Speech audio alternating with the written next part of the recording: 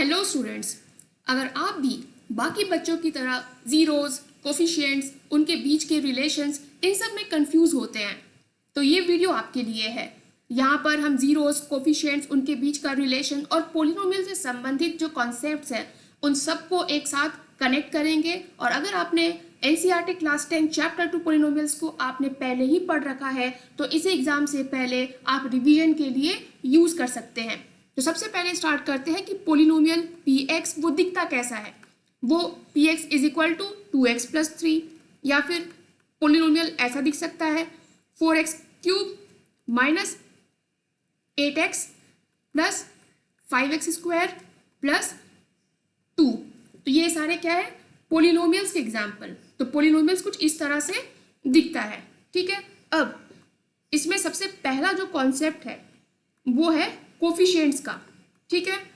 तो अगर हमारे पास पोलिनोमियल दिया हुआ है तो उसके कोफिशिएंट्स क्या होते हैं। हम इस एग्जांपल को लेते हैं, polynomial px is equal to 4x cube minus 8x plus 5x square, ठीक है। और इस पोलिनोमियल को मैंने खासकर इसलिए चुना है क्योंकि यहाँ पर मैं ये भी बताऊंगी कि स्टूडेंट्स यूजुअली इसमें किस तरह की गलतियां करते हैं, ठीक है। तो ये बताओ x क्यूब, इसका कोफिशिएंट क्या होगा 4। ये जो कांस्टेंट टर्म जो यूज होती है x के साथ वो उसके कोफिशिएंट्स कहलाते हैं। तो x क्यूब का कोफिशिएंट है 4। अब यहाँ पर बताओ x का कोफिशिएंट क्या होगा, 8 होगा या फिर -8। सोचो, x का कोफिशिएंट होगा -8 और यहाँ बच्चे अक्सर गलतियां करते हैं। एक्स स्क्वायर का कोफिशिएंट क्या होगा 5 और ये क्या है कांस्टेंट टर्म 2, ठीक है। तो ये सारे हो गए कोफिशिएंट्स। अब जब भी हम आगे सवाल बनाते हैं जिसमें कि हमें कोफिशिएंट्स निकालने की ज़रूरत पड़ती है तो हमें एक चीज़ का और ध्यान रखना है कि किसी भी सोल्यूशन को निकालने से पहले हम गलतियां करने से बचेंगे अगर हमने इनकी सीक्वेंसिंग सही से कर ली। जैसे कि सीक्वेंसिंग कहने का मतलब है x के जो सबसे बड़ी पावर है उसको हम पहले लिखते जाएं। जैसे कि ये हो गया, यहाँ पे हमने 4x लिया, उसके बाद हम 5x स्क्वायर को लिखें, ठीक है। उसके बाद -8x और फिर हम लिखेंगे 2। तो इससे क्या है ना, सीक्वेंस में कोफिशिएंट्स को बताना, इसमें हम गलतियां नहीं करेंगे क्योंकि आगे हम स्टैंडर्ड फॉर्म पढ़ते हैं कि पोलिनोमियल जो है वो ax cube plus bx square plus 6cx plus d, जहाँ पे a0 नहीं है अगर ये क्यूबिक पोलिनोमियल है, ठीक है। खैर अभी इसकी ज़रूरत नहीं है।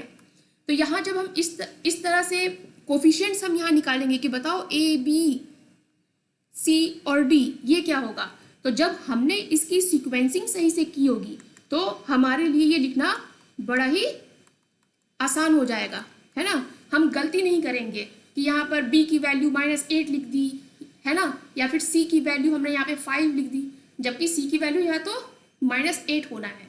तो हमने यहाँ पर दो चीज़ें बताई, एक सबसे पहले नेगेटिव टर्म, इसका ध्यान रखना है कोफिशिएंट्स निकालते समय, और दूसरा सीक्वेंसिंग सही करनी है, ठीक है, ताकि हम ABCD की जो वैल्यूज़ निकालें उसमें हम गलती ना करें। अब आगे बढ़ते हैं कॉन्सेप्ट ऑफ डिग्रीज।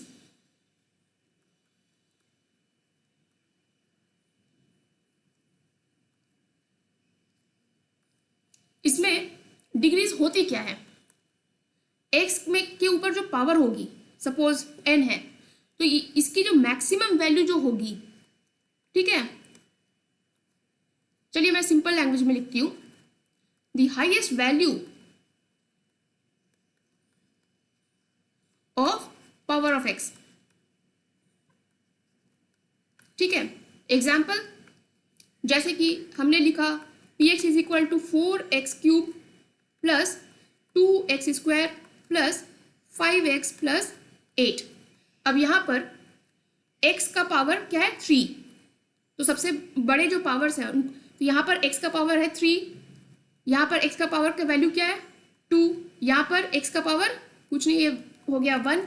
अब यहाँ पर तो x का टर्म ही नहीं है तो ये है x रेज टू 0। क्यों? क्योंकि x का पावर 0 किसी भी चीज़ का पावर जब 0 होता है तो उसकी वैल्यू हो जाती है 1। तो ये हो गया 8 × 1 मतलब 8, है ना। तो x का यहाँ पे पावर की वैल्यू क्या है? 0। अब ये बताओ सबसे बड़ी वैल्यू इसमें कौन सी है? ये 3। तो 3 क्या हो गई? 3 हो गई डिग्री ऑफ px। ठीक है, अब एक और एग्जांपल ले लें। px is equal to 5x plus 4x raise to 4। यहाँ पर x का पावर क्या है? 1, यहाँ पर 4। तो अब बताओ डिग्री क्या होगा? सबसे बड़ी वैल्यू है x के पावर्स में 4 की, तो ये हो गई डिग्री। ठीक है, डिग्री को हम रिप्रेजेंट करते हैं n से, तो यहाँ पे डिग्री हो गई n इज इक्वल टू 4। उसी तरह से यहाँ पे क्या हो गई? n is equal to 3। अब इसी से आता है अगला सवाल, अगला कॉन्सेप्ट, कि जब डिग्रीज जो हम बताते हैं तो उससे अलग अलग तरह के पोलिनोमियल्स बनते हैं।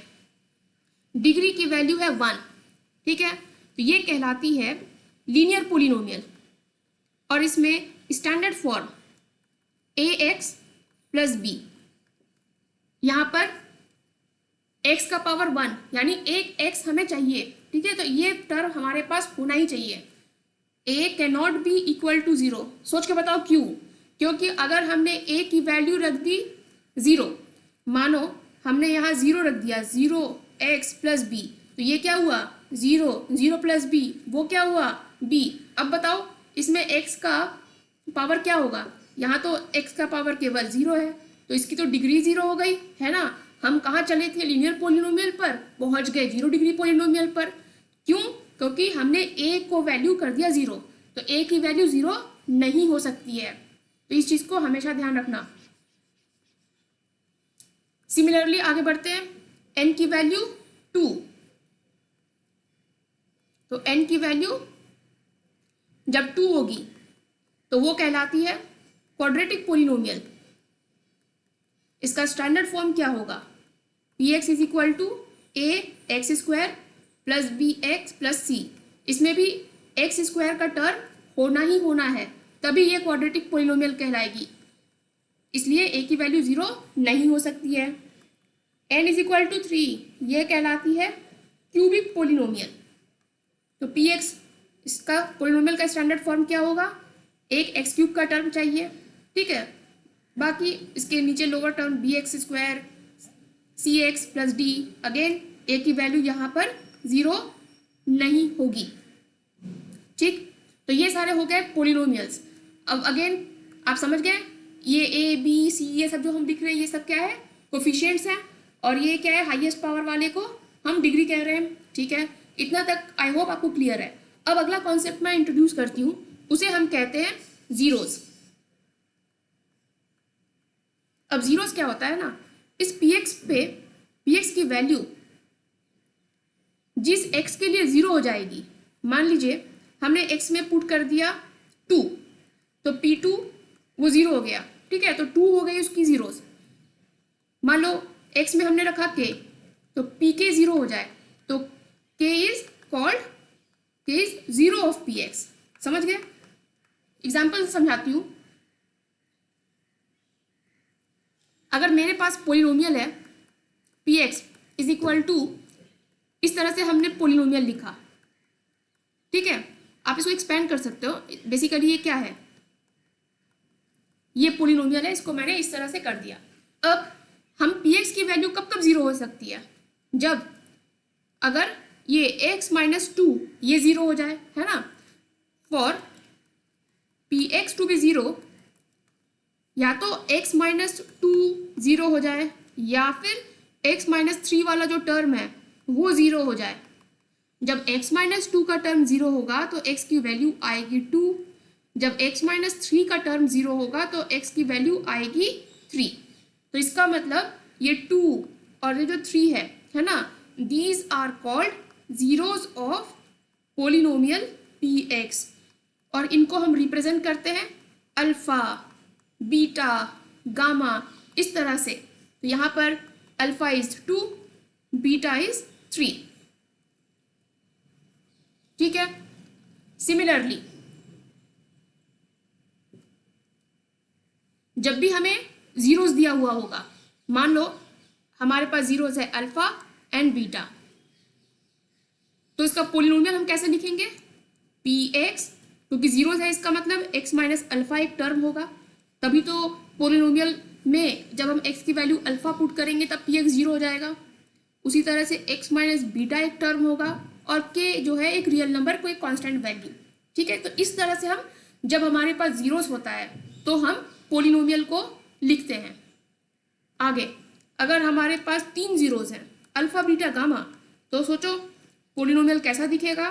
अगेन सेम लॉजिक, एक कांस्टेंट टर्म लिखो, पहला एक्स माइनस अल्फा, दूसरा एक्स माइनस बीटा और तीसरा हो गया एक्स माइनस गामा, जहाँ पे के क्या है? Real number. तो इस तरह से हम पोलिनोमियल्स को लिखते हैं जब उसके जीरोस दिए हुए रहेंगे। अब जीरोस को हमने इस तरह से मैथमेटिकली तो समझ लिया, अब आती है अगर हम ग्राफ में इसको देखें तो इसका ज्योमेट्रिकल मीनिंग क्या है। सबसे पहले तो उसके लिए ये समझना पड़ेगा कि जो पोलिनोमियल है भाई वो ग्राफ में दिखती कैसे है ना। अगर ये 2x+3 लिखूँ मैं, ठीक है, तो ये क्या है? कभी आपने लीनियर प्रोग्रामिंग पढ़ा होगा या फिर एक लाइन, तो बेसिकली ये है क्या? यहाँ पर x प्लॉट करेंगे, यहाँ px है ना, y एक्सिस में हो गई px, x एक्सिस में x, तो यहाँ पर x की वैल्यू जब 0 है तब px की वैल्यू है 3, है ना। तो दरअसल ये कुछ एक स्ट्रेट लाइन बनेगी, ठीक है, ये एक स्ट्रेट लाइन बनेगी। थोड़ा इसे हम थोड़ा छोटा करके दिखाते हैं, तब मैं आपको बता पाऊंगी एक और कॉन्सेप्ट कि भाई ग्राफ में कैसा भी ग्राफ हो तो उसके जीरोस हम कैसे तुरंत पता करें। तो जैसे ये ग्राफ तो आप समझ गए, इधर है x, इधर है px और इसका जो ग्राफ है यहाँ पर 3 की वैल्यू और इस तरह से स्ट्रेट लाइन 2x+3, ठीक है। अब आपने यहाँ पर क्या देखा, नोटिस करो, ये x एक्सिस को इस पॉइंट पे कट कर रहा है, तो ये जितने पॉइंट्स पर कट करेगा उतना इसके पास जीरोस होगा। तो इस कॉन्सेप्ट को आप ध्यान रखना कि कोई भी ग्राफ x एक्सिस को जितने पॉइंट्स पर कट करता है उस पोलिनोमियल का जीरोस उतना होता है। अब मैं एक कॉम्प्लिकेटेड सा ग्राफ आपको दिखाती हूँ। ये x, इधर y एक्सिस में है px और जो ग्राफ है ना वो कुछ इस तरह से है, ये गोल घुमा, ठीक है, बड़ा कॉम्प्लिकेटेड है। अब ये बताओ ये x एक्सिस को कहाँ कहाँ कट कर रहा है? इस पॉइंट पे, इस पॉइंट पे, इस पॉइंट पे, ठीक है। तो ये मान लो अल्फा, ये बीटा, ये गामा। दरअसल ये ऊपर ही चला गया और नीचे कट करता तो और भी पॉइंट्स होते, है ना। तो ये फिलहाल तो 3 जगह पर ये कट कर रहा है, तो इसमें जीरोस कितने हैं? तो इसके नंबर ऑफ जीरोस हो गए 3, ठीक है। अब लीनियर मैंने आपको तुरंत दिखा दिया, आप जल्दी से समझ लेते हैं कि क्वाड्रेटिक पोलिनोमियल का ग्राफ किस तरह से दिखता है। 2x² - 4, ठीक है। तो इसका ग्राफ कैसा दिखता है? इधर x, y एक्सिस में हो गया px और इसका ग्राफ जो है कुछ इस तरह से दिखता है। ये इसकी वैल्यू हो जाएगी -4, ये 2 और ये -2, ठीक है। तो ये x एक्सिस को 2 बार कट किया। अब थोड़ा सा तो इसमें 2 जीरोस हो गए। अब इस अगर यही ग्राफ थोड़ा इसकी पोलिनोमियल चेंज हो जाती और ये कुछ ऐसा हो जाता, तो अब ये x एक्सिस को यहाँ पे 2 बार कट कर रहा था, यहाँ पे x एक्सिस को 1 बार कट कर रहा है, तो इसके नंबर ऑफ जीरोस क्या होंगे? 1। अब अगर ग्राफ कुछ ऐसा होता, अब बताओ x एक्सिस को ये कितने बार कट कर रहा है? 1 बार भी नहीं, तो 0, ठीक है। तो सबसे जो कॉन्सेप्ट में इसमें ध्यान रखने वाली चीज़ क्या है कि अगर एक पोलिनोमियल है उसको हमने ग्राफ पर जब रिप्रेजेंट किया तो वो x एक्सिस को जितने बार कट करेगा वो होगा number of zeros of that polynomial, ठीक है। अब हम अगले कॉन्सेप्ट की तरफ बढ़ते हैं और वो बहुत इंपॉर्टेंट है इस चैप्टर का, that is zeros and coefficient, इसके बीच का रिलेशनशिप, ठीक है। तो इसमें हम कवर करेंगे क्वाड्रेटिक एंड क्यूबिक पोलिनोमियल, इसमें जो रिलेशनशिप क्या होता है। तो सबसे पहले क्वाड्रेटिक कैसा दिखता है? Again p x is equal to a x square plus b x plus c, जहाँ पर ए की वैल्यू 0 नहीं होगी। अब इसमें दो जीरोज होंगे, एक अल्फा और बीटा, ठीक है। तो पोलिनोमियल कैसे लिख सकते हैं कि x minus alpha x minus beta, इसको जब हम एक्सपैंड करेंगे तो ये कैसा दिखेगा? X square minus alpha plus beta into x plus alpha beta. Compare करेंगे इन दोनों के कोफिशिएंट्स को, ठीक है, तो हमें मिलेगा सम ऑफ जीरोज वो होगा minus b by a and product of zeros is equal to c by a. अब यहाँ ध्यान देने वाली क्या चीजें हैं कि बच्चे कहाँ गलतियां करते हैं, इस माइनस साइन को ध्यान रखना है, ठीक है। पता चला यहाँ माइनस साइन उड़ा दिया, पता चला यहाँ पर सी लिख दिया, ठीक है, तो इस चीज को ध्यान रखना है। तो इसमें क्या क्या चीजें ध्यान रखने वाली है जो मैंने पहले आपको बताई थी। सबसे पहले कोफिशिएंट्स की जरूरत पड़ रही है यहाँ पर, तो सही से कोफिशिएंट्स निकालना आना चाहिए, और उसके लिए मैंने क्या बताया था कि गलती ना हो इसलिए इनके जो टर्म्स है उसको सही से ऑर्डर कर लो। एक्स स्क्वायर का टर्म पहले लिख लो, उसके बाद एक्स का टर्म लिखना और उसके बाद कांस्टेंट टर्म को लिखना। तो इससे हमें ए बी सी ये फाइंड आउट करने में आसानी हो जाएगी और उससे हमें कंपेयर करने में आसानी होगी, ठीक है। तो ये हो गए कोफिशिएंट्स। अब दूसरा क्या है? Cubic polynomial. तो क्यूबिक पोलिनोमियल में पी एक्स कैसा दिखता है? A x cube plus b x square plus c x plus d, जहाँ पर ए की वैल्यू 0 नहीं होगी, ठीक है। इसके कोफिशिएंट्स क्या हो गए? ए बी सी डी, ठीक है। और let alpha beta gamma be the zeros of P x. अब भाई ये जीरोज हैं तो पी एक्स कैसे लिख सकते हैं? P x is equal to k into x minus alpha into x minus beta into x minus gamma. और अगेन इसको एक्सपैंड करना है और इन दोनों में एक्स स्क्वायर का एक्स क्यूब का कोफिशिएंट, एक्स स्क्वायर का कोफिशिएंट, फिर एक्स का कोफिशिएंट, फिर कांस्टेंट टर्म को जब हम कंपेयर करेंगे तो हमें मिलेगा अल्फा प्लस बीटा का प्लस गामा जो कि सम ऑफ द जीरोज है माइनस बी बाई ए, ठीक है। दो जीरोज को एक साथ लो, प्रोडक्ट करो, फिर सम करो। Alpha into beta, beta into gamma, gamma into alpha, ये है सी बाई ए। और तीनों का लो और प्रोडक्ट करो, that is minus D by A. Again same चीज़ें हैं कि यहाँ पे माइनस साइन कहाँ पर है, यहाँ पे माइनस साइन नहीं है, और इस तरह से इन सब चीज़ों को याद रखना है। अब मैं आपको एक बहुत ही सिंपल सा कॉन्सेप्ट बताऊंगी, बट अभी आप क्लास 10th में हो, लेकिन फ्यूचर में जब 11th में जाओगे या फिर IIT JEE की तैयारी करोगे तब आपको ये सिंपल सा जो ट्रिक है ये आपको बहुत काम आएगा।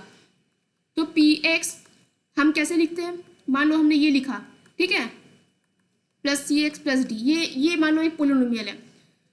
तो इसमें मैंने क्या बताया कि alpha plus beta plus gamma sum of the zeros क्या आता है? Minus B by A. Minus B क्या है? Coefficient of, sorry this is X square, coefficient of X square, ठीक है। और नीचे क्या है? कोफिशिएंट ऑफ एक्स क्यूब, ठीक है। तो ये पोलिनोमियल जो था 3, इसमें पोलिनोमियल की डिग्री क्या थी? 3। तो 3 वाले जो डिग्री का जो कोफिशिएंट होगा नीचे आएगा वो, और उससे 1 डिग्री कम यानी उसके बगल वाला उसका कोफिशिएंट आएगा। तो ये चीज़ हम चेक कर सकते हैं कहाँ पे? क्वाड्रेटिक पोलिनोमियल में a x square plus b x plus c. अब बताओ अल्फा प्लस बीटा क्या होता है? नीचे आएगा कोफिशिएंट किसका? बड़े वाले का, यानी ये n इज इक्वल टू 2 है तो कोफिशिएंट ऑफ एक्स स्क्वायर, और यहाँ पे एक कम कोफिशिएंट ऑफ x है ना, माइनस बी बाई ए। तो चाहे आपका कितना ही भयानक सब पोलिनोमियल क्यों ना दिया हो, मान लो यहाँ मैं लिख दूँ 8x का पावर 5, यहाँ पर लिख दूँ 4x रेस टू 4, और यहाँ पर 8x क्यूब और कुछ लिख के मान लो कांस्टेंट टर्म मैंने लिख दिया 9, ठीक है। तो अब बताओ इसके जितने भी मान लो अब यहाँ पे कितने होंगे? अगर ये 5 है तो सम ऑफ जितने भी इसके जीरोज होंगे तो सम ऑफ जीरोज वो क्या होंगे? -4/8। क्यों? x का पावर 5 का कोफिशिएंट यहाँ और उसका एक कम यानी x रेस टू 4, उसका कोफिशिएंट यहाँ x का पावर 4 का कोफिशिएंट और नीचे x रेज टू 5, ठीक है। तो समझ में आ गया। आई होप एक क्वेश्चन तो मैंने आपको IIT JEE के लिए फ्यूचर के लिए बता दिया। तो ये था हमारा चैप्टर 2 पोलिनोमियल, जिसमें हमने क्या क्या पढ़ा, जीरोस पढ़ा, कोफिशिएंट्स पढ़ा, डिग्रीज कैसे दिखती हैं, और अगर कोई ग्राफ दिया हुआ हो तो जीरोस कैसे फाइंड आउट करते हैं, और उसके बाद क्वाड्रेटिक और क्यूबिक पोलिनोमियल में जीरोस एंड प्रोडक्ट्स का जो रिलेशनशिप निकलता है वो कैसे निकलता है।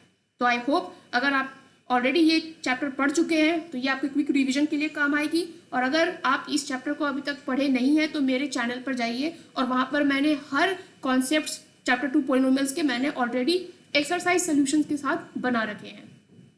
तो see you in the next video.